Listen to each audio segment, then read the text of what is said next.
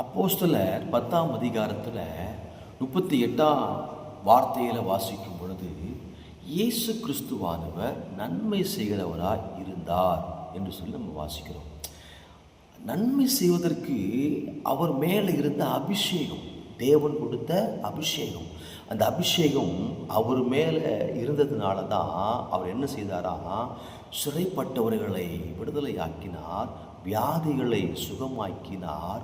அது மாத்திரமல்ல, பிசாசின் அகப்பட்ட யாவரையும் அவர் என்ன பண்ணாராம், குணமாக்கினார் என்று சொல்லி நம்ம வாசிக்கிறோம். என் அன்பான கர்த்தருடைய பிள்ளைகளே, இயேசு மேலே அபிஷேகம் இருந்ததுனால அவர் நன்மை செய்வதில் சோர்ந்து போகலை, தளர்ந்து போகலை, உற்சாகமாய் அவர் செய்து கொண்டே இருந்தார். அவர் வாழ்ந்த நாட்கள் அவர் தேடி வந்த ஜனங்கள் வெறுமையாய் அனுப்பாதபடிக்கு அவர் தன் மேலிருந்த கிருபைகளை பயன்படுத்தினார், வல்லமைகளை பயன்படுத்தினார், அபிஷேகத்தை பயன்படுத்தினார்.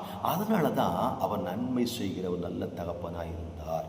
இன்றைக்கு நம்ம வாழ்க்கையிலையும் அதே அபிஷேகம், அதே வல்லமை நம்ம மேலே இருக்கிறது. நான் சொல்லுகிறேன் இயேசு நாமத்தினால. இயேசு சோர்ந்து போகலை. கலாத்தியர் புத்தகத்தில் வாசிக்கிறோம், நன்மை செய்கிறதில் சோர்ந்து போகாமல் இருங்கள். நீங்கள் சோர்ந்து போகாமல் நன்மை செய்தால் ஏற்ற காலத்தில் நீங்கள் அறுப்பீங்க, அதுக்கேற்ற ஆசீர்வாதங்களை பெற்றுக்கொள்வீங்க. கர்த்தர் யாவரையும் உங்களை ஆசீர்வதிப்பாராக. ஆமென்.